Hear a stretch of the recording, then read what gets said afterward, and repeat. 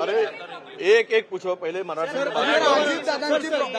दादांची जी 1000 कोटींची प्रॉपर्टी होती ती रिलीज करण्यात आलेली आहे आणि त्यांना पूर्णतः त्यांना क्लीन चिट देखील देणार आहे. काय वाटतं या आरोप करणारे आणि क्लीन चिट देणारे एकाच घरात आहेत.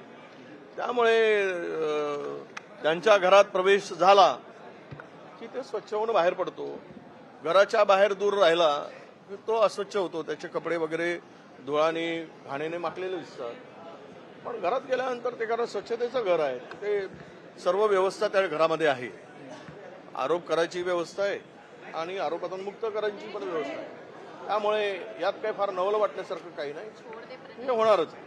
देवेंद्र फडणवीस असं म्हटलं त्यांच्या मुलाखतीमध्ये की राज ठाकरेंना आपण महापालिकेसंदर्भात देखील त्यांचा विचार करू, आम्ही सोबत आनंद आहे. महानगरपालिका जिंकायची आहे आणि राज ठाकरेशिवाय शक्य नाही कदाचित असा समज त्यांचा असू शकतो. ही निवडणूक पण राज ठाकरेंच्या जोरावर जिंकली भाजपने असं तुम्हाला वाटतंय का? ही जी निवडणूक खूप अनेक गोष्टी आहेत, त्यामध्ये अनेक कारणं आहेत. त्यातला हे कारण असू शकतं.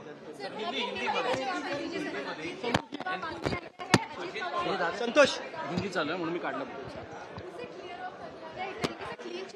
नहीं ऐसा है कि भाजपा का मकान ही ऐसा बना है जहाँ पे उनके घर में घुसता है, एंट्री मिलती है तो वो क्लीन होके बाहर आता है.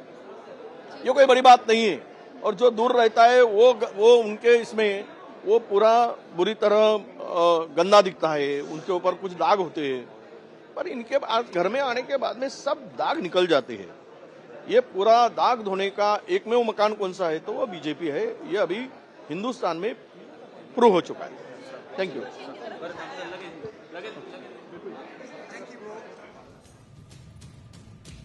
तर आपण बघतोय विरोधी पक्षातल्या आमदारांचा यावेळेस शपथविधीवरती बहिष्कार असल्याचं बघायला मिळालेलं आहे आणि या संदर्भात आता विजय वडेट्टीवार यांनी सुद्धा प्रतिक्रिया आपली दिलेली आहे.